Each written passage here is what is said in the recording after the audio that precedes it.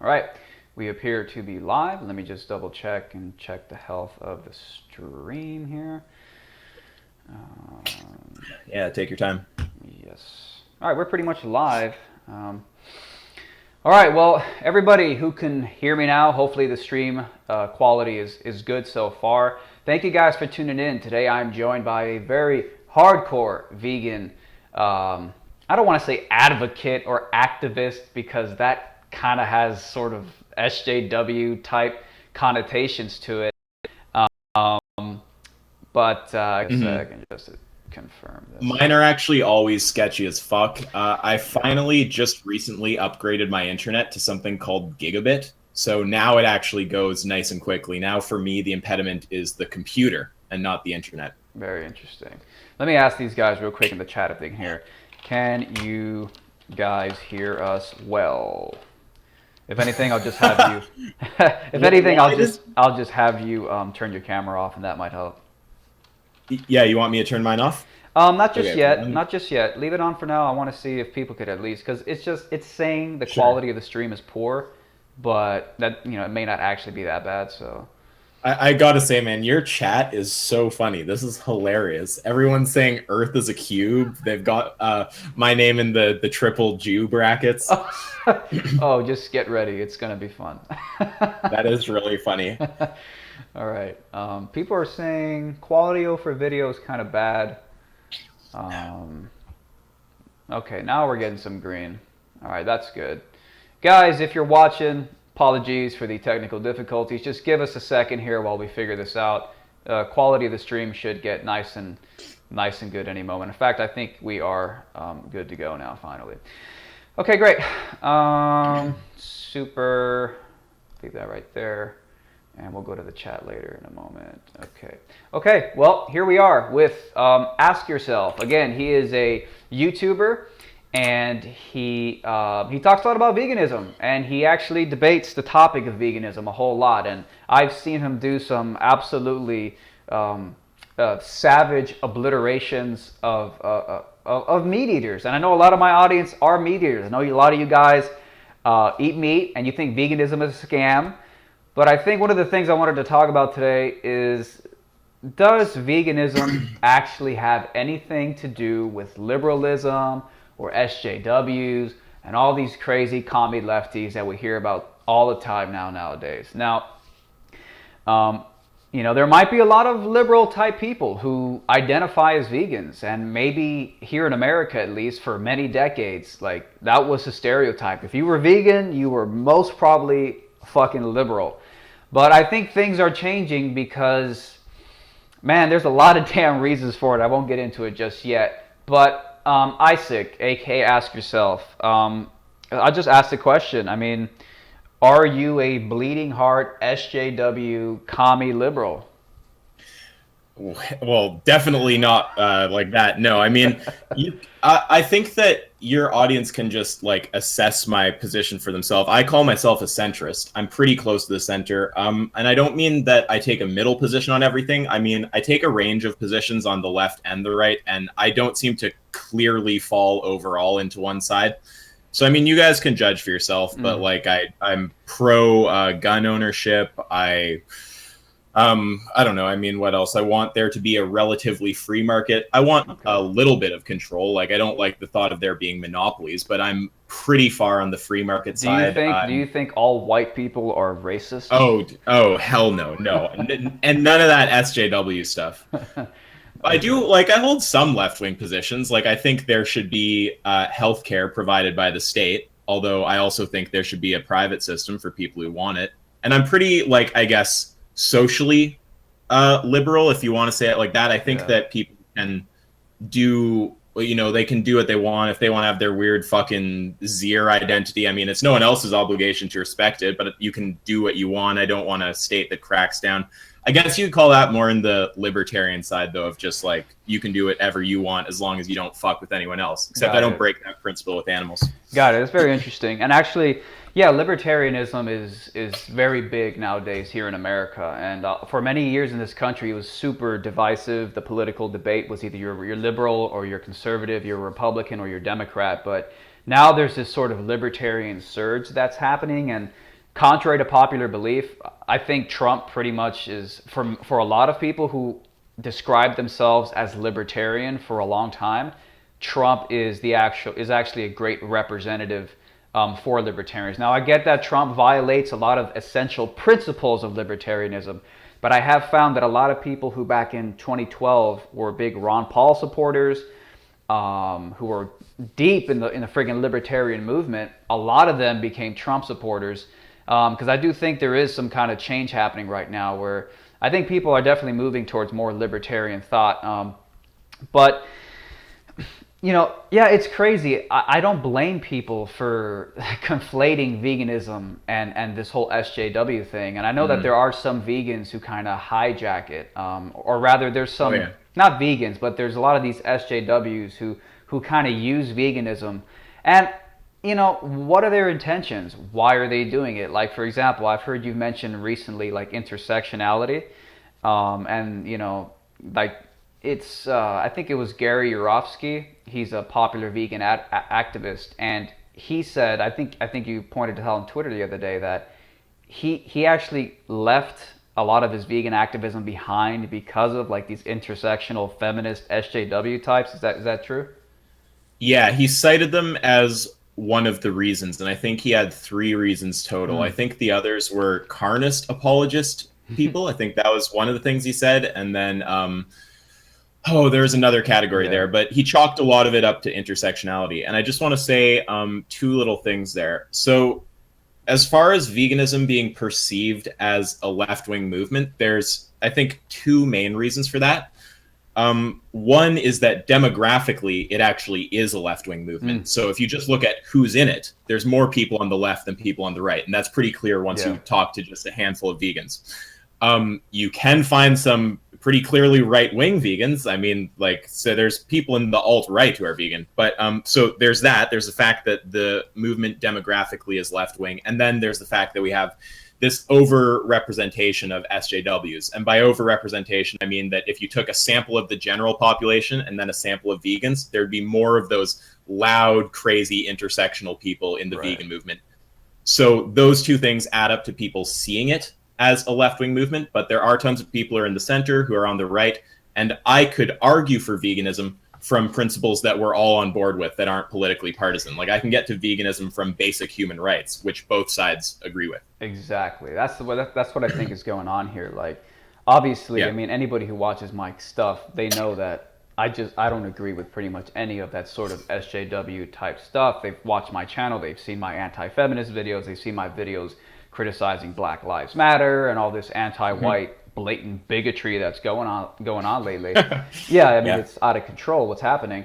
But a lot of my audience, you guys have, because you guys are listening right now with us live here, you guys have kind of crapped your pants when I started, making arguments for veganism, and I've kind of, and it's sad. It's sad that I have to call meat eaters sausage gobblers.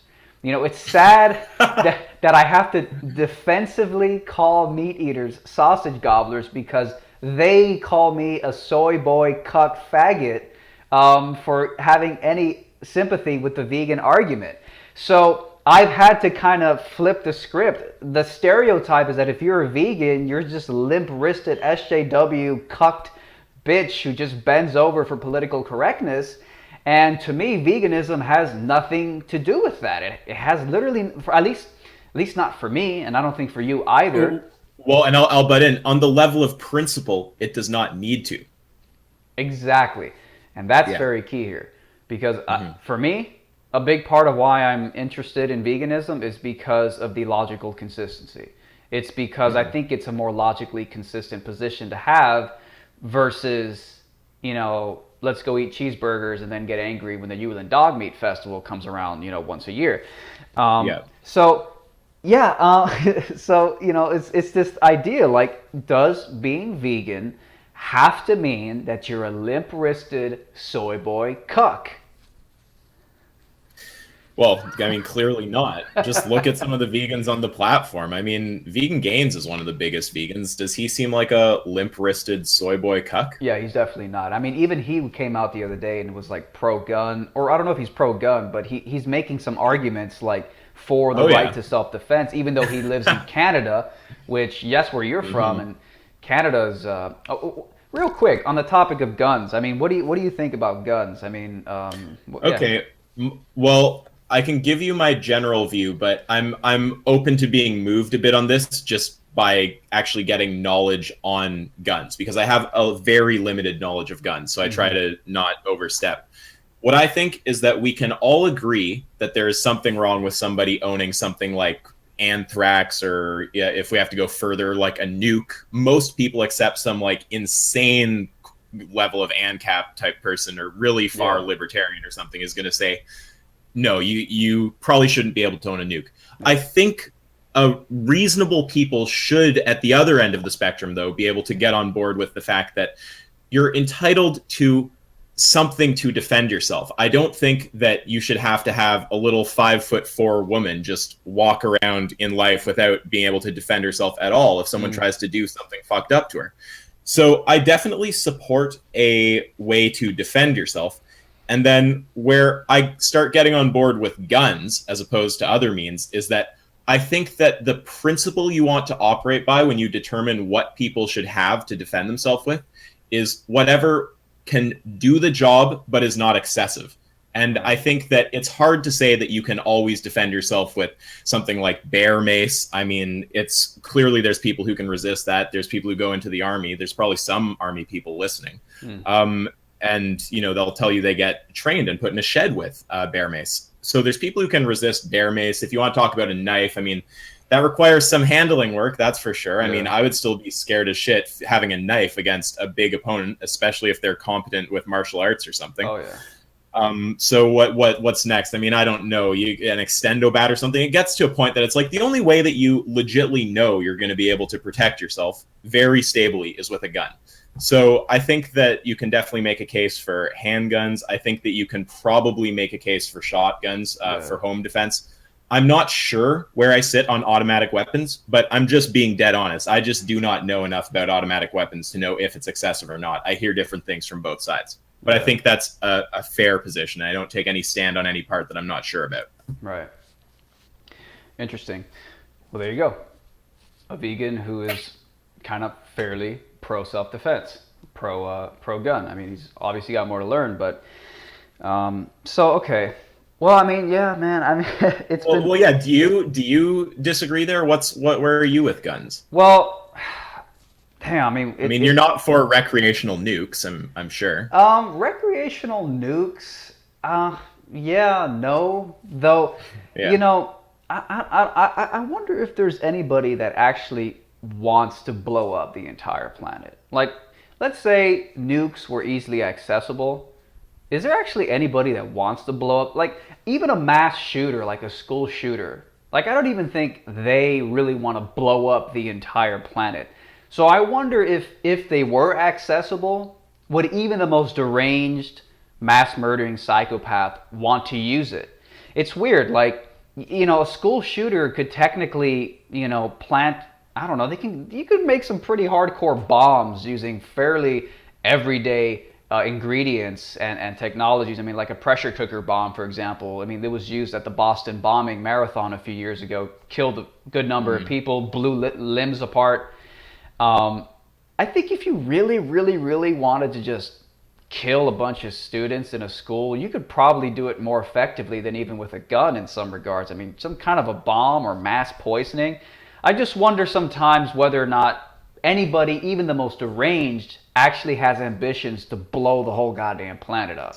Okay, well, with why mass shooters don't always build bombs, I mean, it seems just, if I were going to go kill people, it seems like a bomb is something I don't know how to make. And even if I could look it up, I don't know if I'm inclined to go learn. If I could get a gun, it would just be a bit easier to use a gun than to learn to. You know, in all fairness, I don't know how pressure cooker bombs are made, so I can't say. I mean, I assume it's not the most difficult thing. I think it's probably harder than just spending money, though. Sure. Yeah, I mean, you do gotta, get some ammo and learn a couple basic parts, but who knows? I don't know. I gotta look up how hard it is to make a pressure cooker bomb to see what the difference is. okay, even if it turns out that it's easier, I think that there's obviously a perception that it would be easier to just go and buy a gun than it would be to learn to make some kind of home weapon. I think that people just look for the path of least resistance, and they're like, Well, okay, wouldn't getting into a truck and running over your classmates on the front lawn after school be more effective and easier, rather? Wouldn't that be easier than buying a gun? And trucks are pretty fucking um, lethal. I mean, you look at some of these truck attacks that happen, and I mean, your Nice, France, you had, I think, over 100 just butchered dead from a damn truck. yeah, it seems like if you drove it into a crowd, that would be just as bad. I don't know. Okay, well, I'm not 100% sure That's why cool. people select guns. What comes to my mind is that it's probably just it seems easier to get a gun than to learn to build an explosive. But Hmm. who knows? Maybe I'm wrong. And then as for a nuke, I mean, I think that most people don't want to use a nuke. A nuke doesn't necessarily mean blowing up the world, but there are people who, if they could just access a nuke, would totally use the nuke in fucked up ways. Like somebody wants to go out in a blaze of glory and take out a bunch of people. You don't think if they could get a fucking nuke, they might use a nuke? I don't know. Again, it goes back to what's the reason I say that is because again, I'm trying to understand the psychology of a mass murdering psycho, which is kind of just, how do you even understand somebody who's in that state? Hmm. I don't know. I just sometimes wonder. It seems like they just go in there to kill a few dozen. Maybe that's because the cops show up to stop them before they can do more damage. I don't know. I don't know. Could you just mass poison? I mean, I wonder if mass poisoning. Again, you said it's because maybe it's more complicated than just getting a gun. But then I say getting in a truck would probably be a lot easier than getting a gun, and it's pretty damn effective. But yeah, okay. On the topic of nukes, I mean, yeah, I don't know. Again, I don't know if anybody would actually ever want to like blow up an entire city. Maybe some Do, do, Islamic extremist. Maybe I can see that. well, there's one example, Yeah. but do you really want to run that experiment and find out? I personally don't. I mean, like, I think that a reasonable position that, is not some kind of crazy left wing position is, yeah, like people should have a right to something to defend themselves, but there's got to be some limit. Like, most people who advocate for guns, as far as I understand, are not advocating that you should be able to own literally any weapon. Most of them that I've talked to don't seem to think you should be able to own really destructive weapons or like crazy chemical weapons or a nuke or something. Like I Yeah, I would get that say I'm that's true. I'm maybe I would say that's true. Yeah. yeah, because I get that I'm maybe not as far as some people in your audience might want. They probably want me to be like just unconditionally on board with assault rifles, and I'm just not sure how I feel about that. So Mm. that's fair enough. But there's definitely we should be able to agree that there is somewhere down that lane that is too far, where we don't want people to own some of these things. I don't want people to have access to anthrax, for example. I don't want people to have access to any seriously destructive, like well beyond the pale of what could ever be needed Yeah. for self-defense. Yeah. Just give me a second because the stream quality kind of went down for a moment. You know what? That's okay.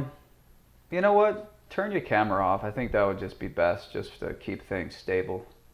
Sure. Yeah. Just give me 1 second to figure that one out. Okay. Yeah. If you're on Google Camera Hangout, yeah, off. there you I go. got it. Yep. Perfect. Sweet. Perfect. I just keep that. Um, okay, it should come back any Yeah. moment. But I mean, if the idea though is to break down the myth that you have to be on the far left to support veganism, I mean, like I'm not going to hold right-wing positions on anything. I hold enough that I think it's clear I'm somewhere in the center, more reasonable. But you can find vegans who are well on the right. Like your audience probably at least knows what the alt-right is and is familiar with the alt-right. People like Terry McCarthy. I don't think that you fall on the alt-right, but I haven't heard you talk about any of that kind of stuff. Yeah, I mean, like Tara McCarthy's husband is a vegan. There's Yeah. people who are like pretty out there on the right side of things and who are vegan. So yeah, Yeah, but then people say, yeah, well, Hitler was a vegan. That's why. Well, he I'm just wasn't I'm just vegan. saying. So like, because I'm not the 100% perfect stereotype breaking example. I'm kind of in the middle, but Yeah. you can find people who are further over there though. Hmm. Absolutely. It's funny. Donald Trump came out just a couple of months ago, and Donald Trump was like, "We have to end this quote horror show of elephant trophy hunting," and Yeah, and that yeah, was ridiculous. after a bunch of like you know hardcore conservative Republicans were like begging him. These are big name conservative personalities, right leaning personalities in America, and they were just pleading with Trump to like ban it. Again, these are the same people who hate vegans and will shit on vegans, and vegans are their sworn enemy. Yet here they are making this arbitrary fucking exception, because elephants are majestic though, so it's Well, completely yeah. it's arbitrary as fuck. And majestic though is also like a after the fact rationalization, because when people don't realize that what they're saying about caring about the safari animals or whatever actually creates a kind of contradiction with how they're seeing other animals that they eat, when they don't realize they're sounding like a complete hypocrite, they often make very, very strong statements. And it's just because when your ego isn't on the line, when you're not, for some reason personally invested in defending a particular form of abuse, you're able to evaluate it honestly. And you're just like, okay, well, like shooting a fucking animal in the head so I can just have its body, that something seems a little fucked up about that. I don't know if I'm down with that. But then once you point out that the double standard, you point out how they treat farmed animals, then that's when you start hearing, well, wait, these animals are majestic and these ones aren't. And it's like, well, are you really saying that at the very start, the thing that made you care about the elephant was majestic, though? You sure you didn't just see the fucking elephant getting shot and go, or the giraffe or whatever it is, and just go, that's like sad and fucked. Why are we doing that? That's not necessary. I guess it's the same thing with the Hulen Dog Meat Festival and the whole dog meat Absolutely. industry. Yeah, like Yeah. people just they're culturally conditioned to have a knee-jerk reaction if it's a dog, but of course they make all these other exceptions. And people will say something like, yeah, but we raised dogs over centuries to be our partners, to be our companions. So it's not because of that, because there are our companions, and we have to protect those. And I told this guy this was like a year ago on Twitter. I'm like, okay, so we evolutionarily adapted to have dogs as companions, and now they're basically, they're these companion animals, and we use them for protection and stuff like that. But I mean, by your logic, by his logic, I mean, in 200, 300, 400 years, what happens if we stop, having dogs as companion animals? I mean, does it then make it okay in 400 years when we no longer have bred them to be companion animals? Is it then okay after 400 more years of arbitrary cultural evolution to start killing dogs? I don't think he ever responded to me, but it kind of shows the point. Yeah. Well, and also just, I mean, if there's some race of like hyper sentient aliens out there that are like more intelligent than humans and all this kind of stuff, do they only gain moral value if we breed them as some kind of companion being? I mean, that would seem kind of fucked up to me. It seems like the thing that would cause you to value a being wouldn't be just fundamentally its companion status. It would be about the nature of its experience and the fact that it can experience suffering and well-being. Yeah, they're basically saying that how I can use the animal, how it's useful to me, determines it's the ethical stance. But I want to read a comment here from somebody in the chat. He writes, and I think he was directing this to somebody else in the chat, but he writes, "You vegans are absolutely ridiculous. People have the right to eat meat or animals. But if you're going to sit there and act almighty because you eat plants, give your head a shake." You have a response to that? Well, yeah, I mean, that's a comment that's coming from insecurity. It's like, when someone's going on about basically feeling judged, or vegans are all almighty and superior. I mean, no, we're just here having a basic conversation about ethics. I mean, is there anything we could say on the topic of veganism that wouldn't cause you to have that reaction? I would suggest it's just a problem with that person. And what about the irony that Well, wait, I just want to address the morality of it, because he was saying people should have a right to just eat animals. You're not actually giving an argument for why. You're just asserting that. You're saying people just should have this right. So if that's all the logic it takes, you could actually justify any right. You actually have to give reasoning beyond that. If that's the standard for demonstrating that someone should have a right, just asserting it, then you could justify anything by that logic. Right. Sorry, what were you going to ask, though? I just really wanted to hit the actual ethical point there also. No, for sure. What I was going to say was how, let's say the person who left this comment, or any other meat eater who hates vegans or, is offended by the way vegans will get in your face and ask you questions and judge your actions. But the average meat eater will immediately and self-righteously, judge other groups of people in another part of the world who eat dogs, who eat dog meat.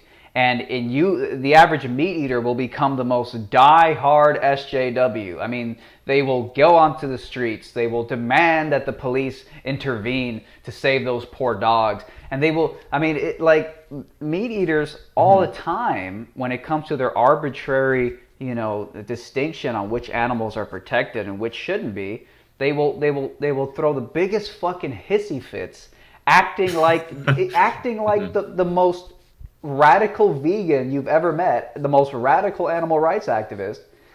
But then they get angry at vegans who get up in their face or point out that, oh, I don't eat chicken, sorry. And I do think there's a sort of insecurity that goes on because, I've been very aware of the stereotype that, and again, I'm not 100% vegan. I have my fallbacks. I have my slip-ups. The last month, I did really fucking well, actually. Like, I actually went the entire week. I didn't even have a cheat day.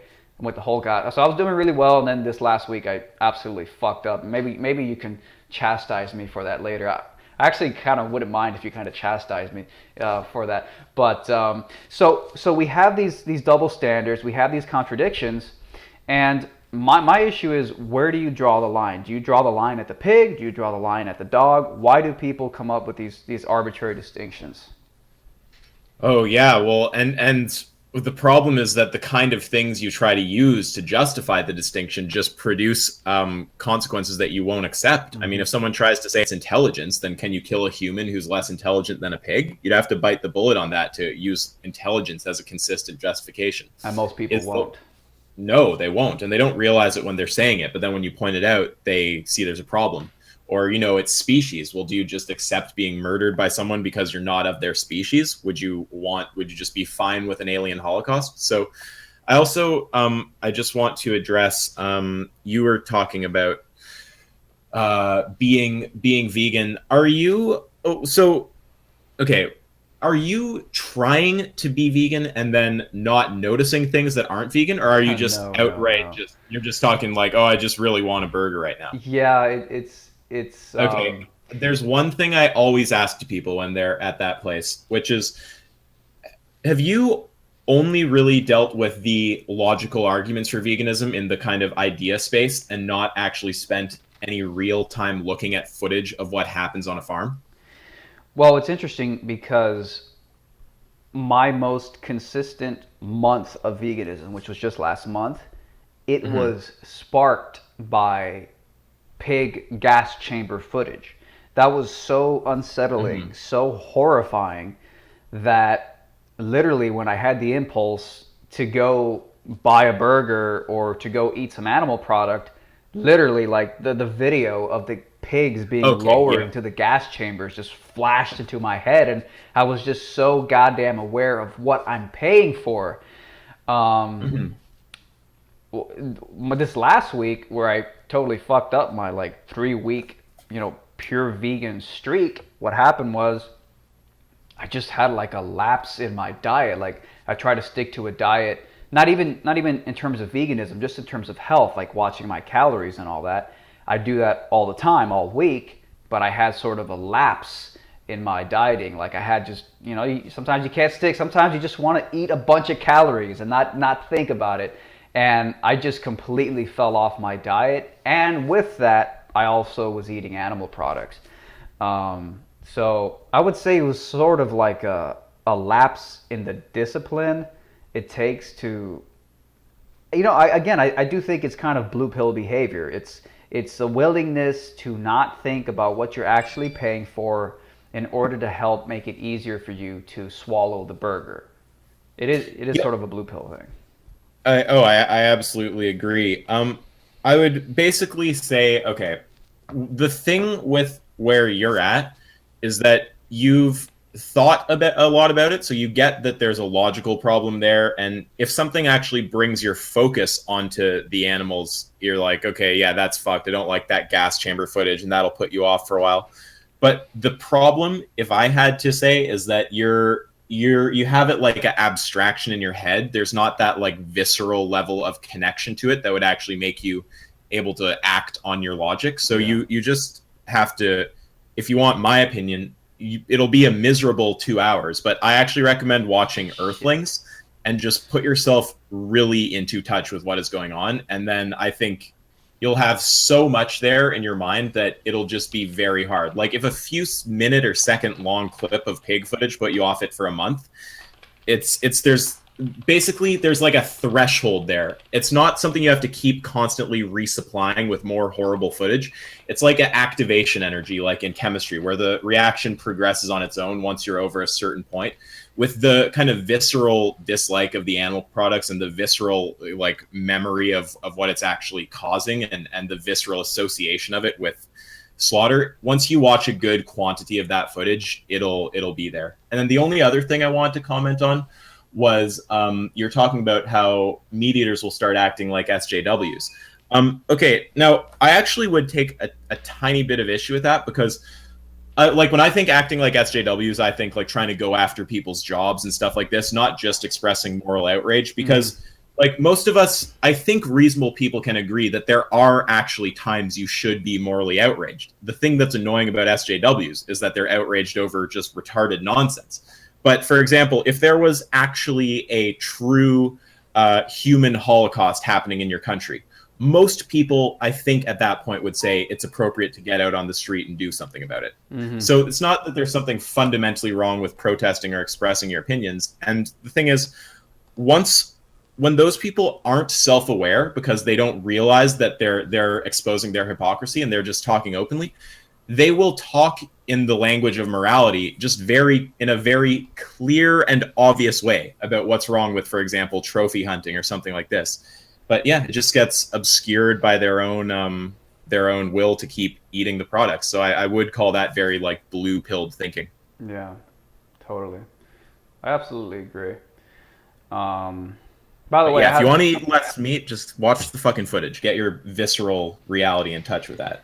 Yeah, that's very interesting. That's a very interesting piece of advice. You know, go watch torture, blood, guts footage. Makes sense. I mean, most people eat meat because they don't have to fucking see it. That's part of the luxury of going out to a steak dinner. You can just sit down in a clean restaurant, and the waitress shows up and she hands you this crisp menu, and then you just flip through it, and the customer service is so great, and there's nice little light music playing on the speaker, and then this big steak shows up, and it's seasoned and it's cooked and it's well presented. Yeah, I mean, not having to see it makes it so much easier to eat animals. In fact, I've told the story before. When I was young, here in Miami, there's this thing called Noche Buena. It's basically like the Hispanic version of Christmas, and there's this thing a lot of them do where they eat a pig. That's what they eat. It's a pig. But we actually went to go get a pig from some low budget fucking operation out in the woods somewhere, and it was like this shed in the middle of nowhere. And I was like 11 years old, so this was literally like 20 years ago or something like that. And so we walk out there, and I'm an 11-year-old kid, I've eaten meat my whole life. I've never thought twice about it. And my family, we're all there. We go, and you can hear the sounds of the pig squealing somewhere off in the shadows in the background because they know what's coming. And then these dudes they drag a pig out by its legs, upside down. And with a knife, they would just stab it in the heart. And usually it was a pretty quick and painless death. Well, I don't know. Let me not say painless. Just the stab to the heart, Yeah, let me not say painless, but it was usually. It seemed to be a fairly quick death. But what happened was, like maybe 15 minutes later, one of the pigs, they brought it out again. 4 men grabbing the pig by its legs, upside down. They pull it out, and everyone's there watching. I guess that's part of the ritual, the fucking satanic ritual of it. Everybody watches and gets the pig they wanted. But they hand the knife to this dude who apparently didn't know what he was doing. He's new. So he didn't have skill in targeting the heart. So, so he gets the knife and he stabs it, but the pig starts squealing, but it doesn't die. So they're like telling him, no, you have to do it again, do it again. So he stabs it again, and it's still alive, and it's squealing, and it's screaming, and it's terrified, and it's bleeding. And then, I swear to God, dude, it might have been 2 or 3 minutes of just endless stabbing the fucking pig while it squealed. Yeah, I mean, it should just be... like, the thing that makes me laugh about it is just that is such a transparently, obviously unethical situation, but yet people will sit there trying to tell you, like, oh, species though, or some shit like this.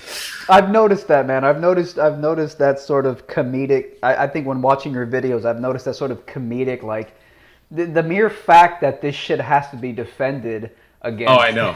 I know, and people think that I'm a dick. There's some vegans who think this. They're like, how can you laugh at that? It's like, I'm not laughing at the suffering. I'm laughing at the fact that someone would actually try to defend that, because I'm 100% certain there's people listening to that right now, listening to us talk about this, who are just gonna try to come up with some reason why that's justified. It's like, no, stabbing something in the heart for no reason is not moral. Bad idea. Don't do it. Yeah, and well, the point of the story is that, guess what? The next day, when the pig was all seasoned and cooked and laid out at the family dinner, guess what? I couldn't eat the fucking pig that year. I had eaten the pig every fucking year before that, but that year I looked in horror and disgust at the pig that was laid out on the table for us to eat. So yeah, I mean, going back to your original point, I mean, I do think that's a big part of it, man. Like, you don't have to see it, you don't have to be in touch with it, and it's just easier to turn a blind eye when you don't have to think about what you're actually eating. Yes, because the kind of people who say what you're saying are like intellectual kind of people who like to think about things and use logic and, you know, discuss ideas. Those are the kind of people who you'll get statements from like, yeah, I get that it's logically wrong, I just haven't gone vegan. It's like, well, yeah, that's because it's conceptual to you. It's a concept in your head. It's not a visceral reality. Exactly. And if you put yourself in touch with that visceral reality to a serious degree, not just like a few seconds of slaughter footage that you can put out of your mind, like as if some weird porn or something popped up on the screen, you just shove it off. It's like, you know, actually immerse yourself in it, not just have it for a second. And yeah, I think that will very likely do it for you.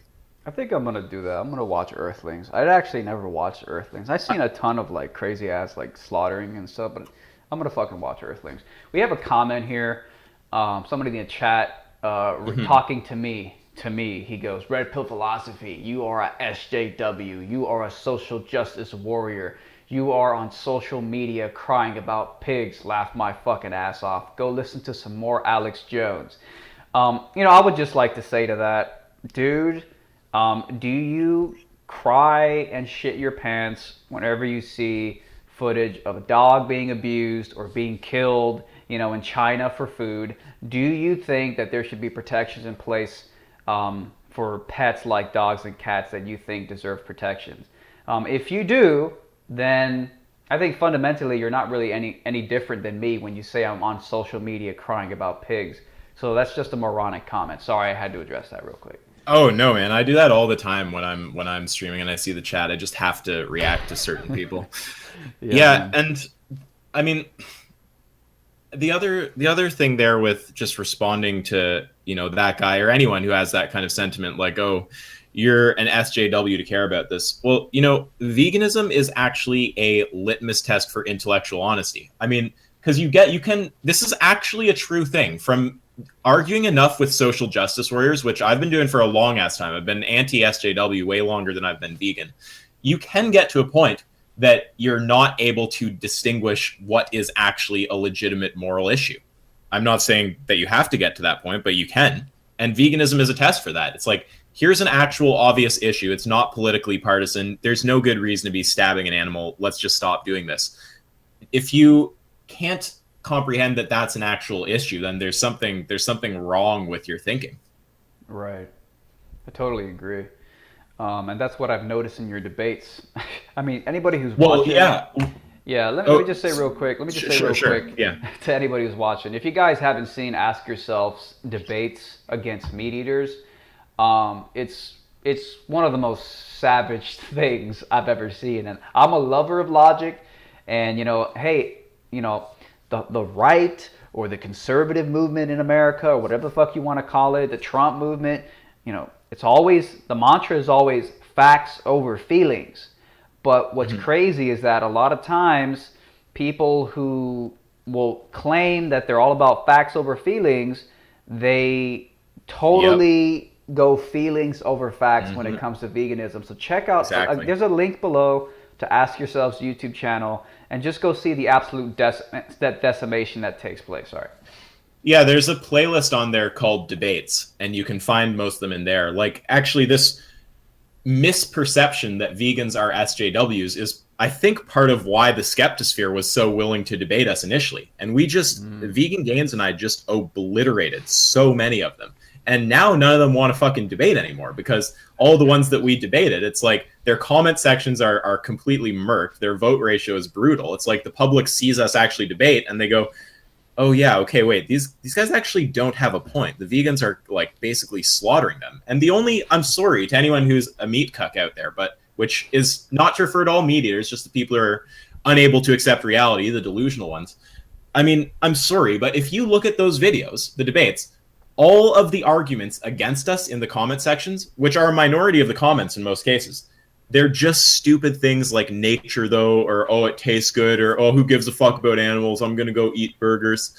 So yeah, when it comes to veganism, you don't need fifis. You can reach it just based on logic if you have basic human rights in place. And as far as debating goes, yeah, I think that since they perceived us as SJWs, they thought that it would be like kind of an easy win and whatever. And then when they actually found themselves in the crucible, it was just like a really brutal experience. Yeah. Yeah, I think that's what it's sort of this thing where I feel like, you know, I do think that there's definitely there's a lot of there are some vegans I've seen on the internet who use emotional arguments that I don't like, because it's just like these pointless pleas to emotionalism, and I always thought that that was just like, it might work on people who just go with whatever feels right. But if you're trying to be logically consistent, you got to actually make an argument. And I think that for many, many years, at least from my interpretation, from what I saw, most vegans were just making emotional arguments. I didn't really see this kind of hardcore, logically consistent, philosophical argumentation that I see now popping up, that I love. I absolutely love it. It's so awesome to see it. Like, it's some of the most rigorous and consistent and just in your face, just like awesome argumentation. But I think the more emotional arguments to veganism kind of did a disservice to the movement for a long time, and to the point that there's a stereotype that vegans are all just about emotions, and that there is no actual argument, and that they're all just a bunch of SJW liberals screeching for no reason.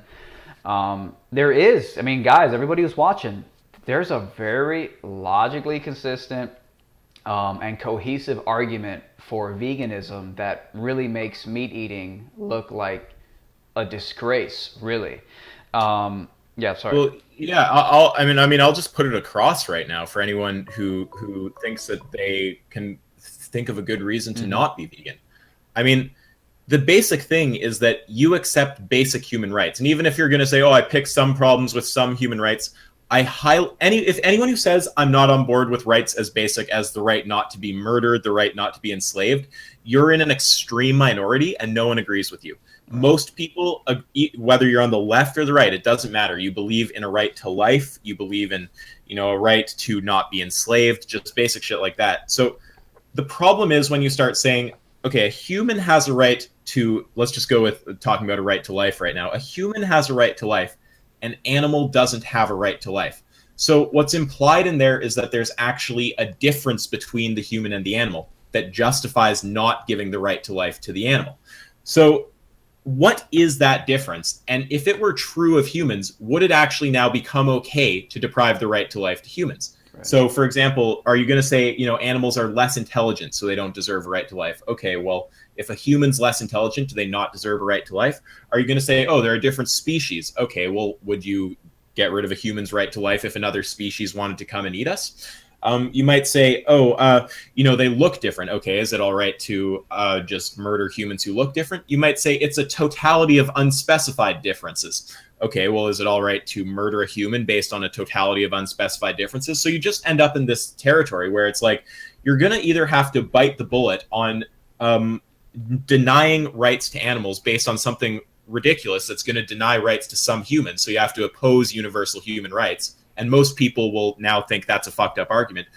Or you can just bite the bullet on being logically inconsistent and just saying, okay, well, I have a standard for humans, one for animals, and I can't justify it. And if you do that, then you just collapse your whole ethical system, because now anyone can just say, oh, I choose to be inconsistent about X. So be inconsistent or be absurd. That's pretty much what you're reduced to when you try to argue against veganism.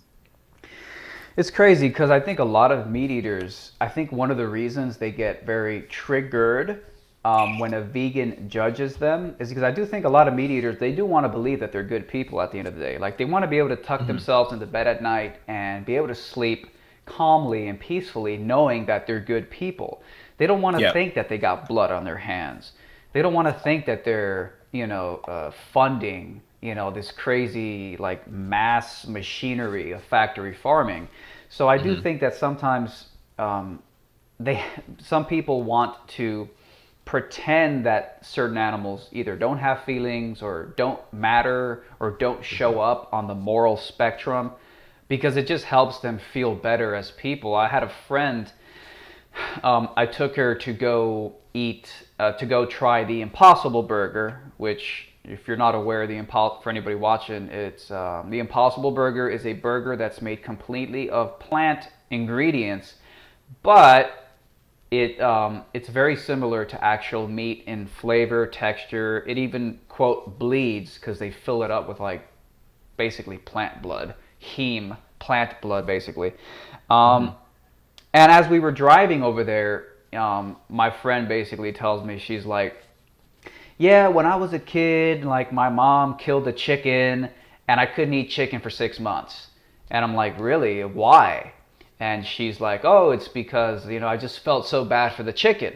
I'm like, so you don't feel bad for like the cows and stuff? And she's like, well, no, I don't, because we had already talked about like, the factory farms and the concentration camps and what goes on there. And she's basically like, yeah, well, as long as I don't have to see it, it's okay. Like she just openly admitted it. She's just like, yeah, as long as I don't have to see it, I'll eat it. So it was just crazy. Like, I do think people want to believe that they're good moral agents. Most people want to. I don't think everyone is like a milk jar who just tosses morality out the window and says anything goes. Most people believe that there should be restrictions, but that's the weird thing. The moment you say there should be animal rights for dogs and cats, you kind of logically have to apply that pretty much across the board to all the other damn species.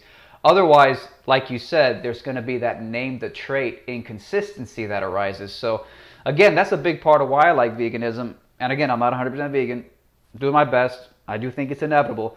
But a big part of the reason I like veganism is because it seems like it's consistent. It's actually consistent. You can actually say we have protections for cats and dogs, and it should apply across the board. You don't have to be a hypocrite. You don't have to get angry about the Yulin Dog Meat Festival and then turn around and say, hey, let's go get a cheeseburger. Like, you actually can be consistent. Now, this is something that I mentioned before we started the live stream, and I do want to bring it up now because it's kind of a pressing issue for me. Yeah, sure. So the only issue that I see with veganism, or the vegan argument right now, the only issue that's bugging me right now is what is conscious and sentient and what isn't. And there's always this thing about plant perception. Do plants feel? Do they have a way to perceive suffering? But then there's a sort of a more solipsistic thing, which is, well, can you prove that anything has consciousness? Can you prove that a human has consciousness? Can you prove that an animal has consciousness? Or for that matter, a plant? And the thing is that I don't think there's an actual way to prove that anything is conscious. I think it's just the nature of subjectivity. I mean, subjectivity, what the fuck is that even? What is consciousness? It seems to be immaterial. I don't think it can be quantified, located, pinpointed, measured, weighed. What the hell is that seed of subjective experience? And I think it's in the very nature of subjective experience. It's in the very nature of it that you can't prove it for anything else because it's subjective. I mean, you know it's true because you know it for yourself. Like I know that I have subjective experience right now strictly because I myself am personally subjectively experiencing it. But how the hell can I prove that you're conscious? How can I prove that, you know, some dog or cat outside is conscious? How do you do that? And if you can't do that, how do you know that plants aren't conscious? And if plants are conscious, then is a vegan diet ethical? Okay, yeah. So when it comes to that, so first of all, you said plant perception. If you actually Google the term plant perception, you'll notice there's two separate wikis, and one of them says plant perception physiology, and one of them says plant perception paranormal. So what you're talking about right now is paranormal. Now, okay, there's plant intelligence, which is what they mean by like plant perception physiology. Like they can react to, heat, or they can send electrical signals to each other or stuff like this. This is all stuff a computer can do. It's not sentient. So basically, when it comes to, let's talk about the solipsism part. You can't deductively prove that other beings are sentient. So you only know that your consciousness is there. You can't prove you're not a brain in a vat. That's just like a, perennial philosophical thing that you can't get around. I mean, it's possible that's true. But when it comes to how we want to construct our moral system, when it comes to thinking about who is sentient, you do actually use a kind of inductive reasoning there. So when you go, why am I sentient? Well, okay, it's got to do with my brain. If we poke and prod at my brain, we can affect my sentience. If we terminate my brain, we can terminate my sentience. Chopping parts out will do certain things. So, I mean, we can obviously tell that sentience is a product of the brain, regardless of whether we can locate it or solve the hard problem, which is what you're talking about earlier. So basically, when you understand that that's the basis for you having sentience, it's got to do with your physiology, your brain, your nervous system, and you look at other humans, you go, how reasonable would it be to assume that the gap in our physiology is sufficient to account for me being sentient and them not being sentient? And it seems pretty low. So when you use the kind of inductive evidence from your own physiology and what you know to generate consciousness in yourself, which is a brain and nervous system, it's pretty clear, other humans are sentient, other animals are sentient. There wouldn't be a good reason for going against that. There's some level, a pretty strong level of evidence for it, although it's not deductive proof. So technically it's an assumption. When technically everything is an assumption, but it's an assumption based on very strong inductive evidence. And when it comes to a plant, there isn't any evidence. There's no reason to think that a plant is sentient, not any more than a rock. But it's all an assumption, because technically anything could be conscious for all we know. Like, I know that this is a very ridiculously solipsistic argument I'm making, but just for the sake of totally foolproofing the vegan ethical argument from top to bottom, if you can't prove that anything has consciousness, you can't prove it, other than yourself maybe, because you subjectively experience. I mean, I understand that there's a difference between inductive and deductive, and most people would assume that, my best friend, he can feel, and so can my dog. So once you give it to your friend, and once you assume that your friend can feel, and once you assume your dog can feel, then you've already created the slippery slope where you probably have to assume everything else can feel. But whoa, wait. No, you haven't, though, because you're talking about beings that have brains, and it's a brain that's generating the consciousness. A plant doesn't have a brain. But isn't that still an assumption, though? it is an assumption, but that's not an interesting Because criticism. you can't even prove Okay, subjectivity in a human. wait, what? One second though. It's to say you're assuming something. That's something you can say about any piece of knowledge. I mean, when you're making a claim about physics, you're assuming that the universe is described accurately by the laws of physics. You're assuming the uniformity of causation and that those laws don't randomly suddenly change. So it's like there's no matter what you're saying, there's some level of assumption I because you're agree, not I agree. omniscient. So you don't. Well, wait one sec. But that doesn't. The fact that you can't prove a negative, the fact that you can't prove something out of existence to 100% certainty, that's not actually a reason to assume something is the case. You wouldn't do that with something like God, for example. When there's not actually any evidence for something, you don't assume it to be the case. When it comes to evidence for sentience, there's strong inductive evidence that beings with brains and nervous systems are sentient. There isn't any evidence that a plant is sentient, except for the base level of doubt that you can have about everything. And if you accept that base level of doubt you can have about everything as evidence for an argument, you'd have to believe all sorts of contradictory positions. So you can't set the bar there. Right. Well, let's just say somebody is all right. Well, yeah. Well, putting aside whether or not plants can feel, just on the topic of whether or not humans or animals have subjective experience, I kind of go back to that same question, which is, well, if you can't prove that anything other than yourself has subjective experience, I mean, I just don't see, if you have some crazy solipsistic person who's making a solipsistic argument, and I'm only making the argument hypothetically, I don't actually hold it, but I'm only making it hypothetically to see if there's actually a foolproof way to refute this claim. But if there is somebody who says, well, you know what, vegans, you can't prove anything as consciousness, so, well, sorry, I guess. Yeah. Sorry, go ahead. Well, yeah. So when it comes to someone like that, you'd point out that their standard of evidence would cause them to believe a whole ton of things that logically contradict each other. And I just want to be really clear. So do you understand the basic distinction between proving something deductively versus inductively? Yeah, I think I do. But is it not true that even if you can prove something inductively, that's not necessarily the exact same thing as like proving it like concretely? Or is there a difference? Well, the easiest way to understand the difference is deductive arguments, the conclusion has to be true if the premises are true, and inductive argument is a probabilistic argument. So if you're saying something like, Socrates, all men are mortal, Socrates is a man, so Socrates is mortal. If those premises are true, the conclusion has to be true. If you're saying something like, most men are over 5 feet tall, Chris is a man, he's probably over 5 feet tall, you're getting a probabilistic conclusion there. Right. So when it comes to proving sentience, you can't actually prove it in a way that it must be true, given a set of premises that we absolutely know to be true. I mean, it's always going to be since you can't actually get first person access to it, you can always make the case that it's not, that you don't necessarily know it's there. But you can just, the case that you make is based on the similarity to other things which are sentient. So you start with yourself, you go, I'm sentient, this is my physiology.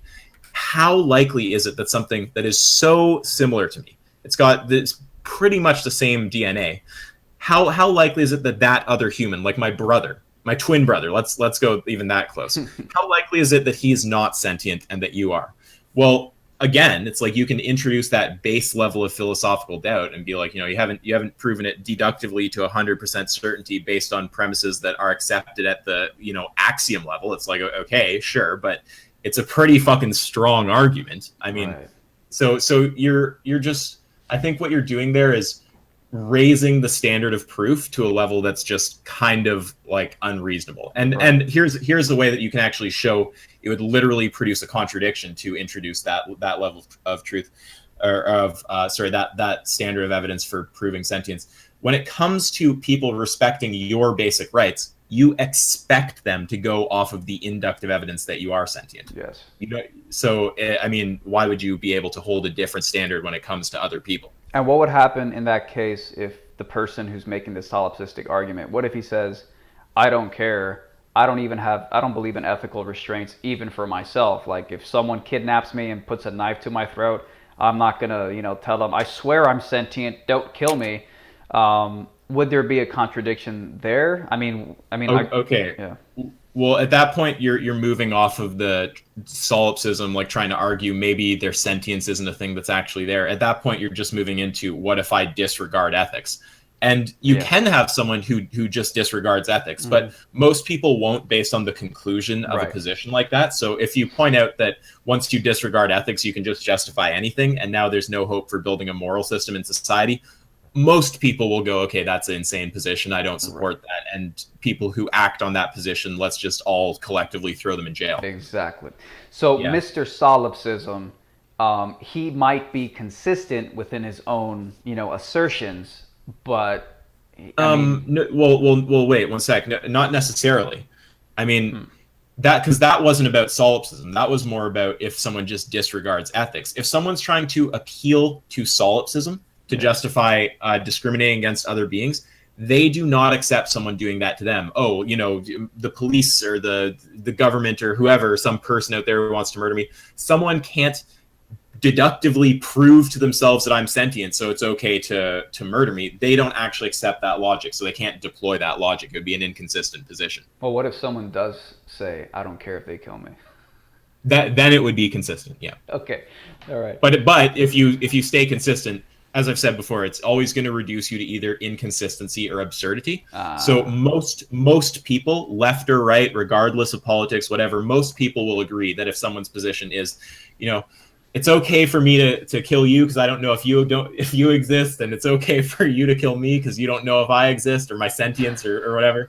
Most people would say, okay, that's insane, and that's not how we want to build our society. And if anyone acts on that, put them in jail. That's like Matrix though, or some shit.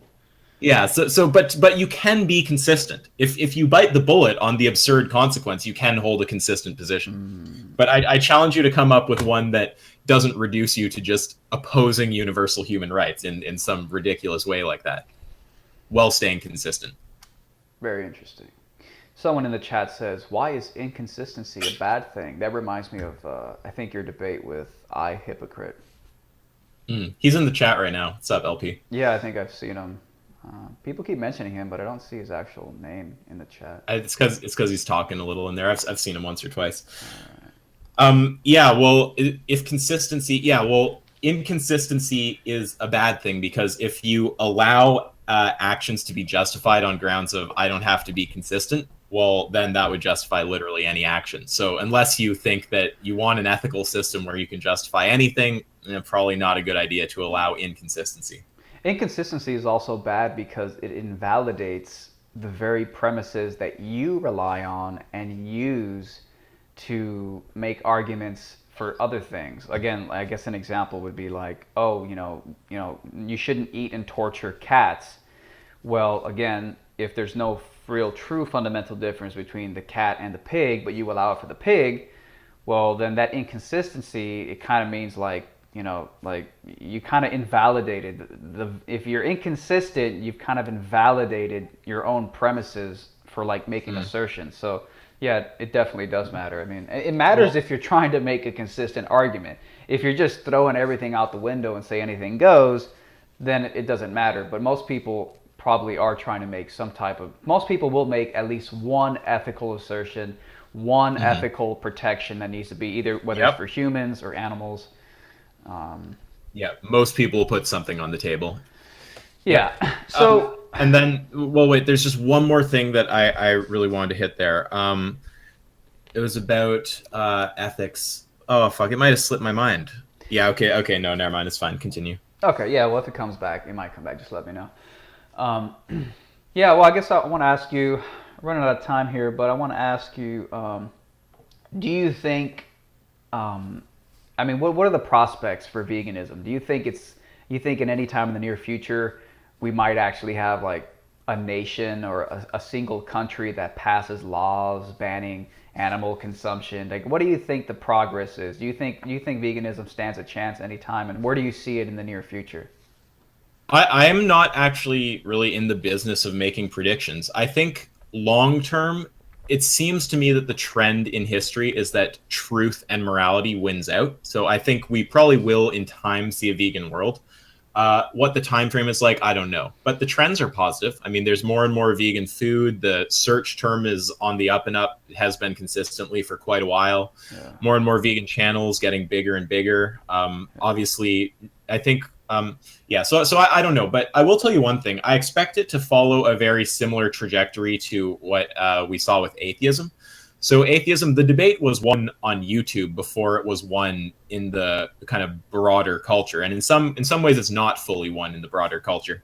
But I think that it'll start with vegans just completely just dominating on the internet. And then it'll probably spread outward into culture. We'll see debates and it'll become a talked about political issue. But yeah, I'd expect it to follow that same general trajectory. And eventually it'll just get to a point where if you come on this platform and just start making arguments for a Holocaust, you're just going to get owned by a ton of people.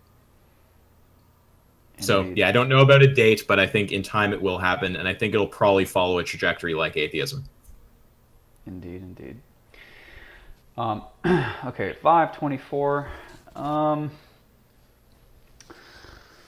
the way, if I ever go silent for like a minute, it's just because I'm thinking and processing. So, you know, we might just sit here in silence, and that's totally fine. Yeah, it's all good, man. I'll treat it like a little meditation retreat. Let me jump into the chat here real quick. Some random comments, kind of funny. I'll read it out loud because it's funny. Sure. Some potential woman, might not actually be a woman. Stop calling yourself a right-winger, red pill. Red pill, why are you stop letting this guy make you look weak? Red pill, do you cry when people eat fish too? Unsubbed. Unsubbed, major turn off, red pill, hashtag homosexual. Oh man, that's funny, Ellen. Are you actually a female? I have a feeling you're probably just some dude with a female avatar and a female name, but Ellen. Catfish. Ellen, yeah, maybe. Ellen, that was the dumbest thing I've ever read. Anyways, yeah, people talking about meditation retreat. I don't know what that. Oh yeah, meditation retreat. Conservatives and liberals are a bunch of Zionist puppets on strings. Okay. Veganism depends on infrastructure, only proving would be very difficult to survive in the wild without eating meat. Go ahead and try to find enough vegetarian in Western Pennsylvania to stay healthy. Wait. Well, if it's in a first world country, you can definitely find vegan food, but no one's talking about going and living in some fucking African tribe or some shit. I mean, there's people out there who aren't aware of modern Western morality, who don't have the means to be moral. I mean, it's not your situation, so I don't know why you would appeal to it. Yeah. Veganism will help cut the world population when vegans start dropping off from deficiencies. Okay.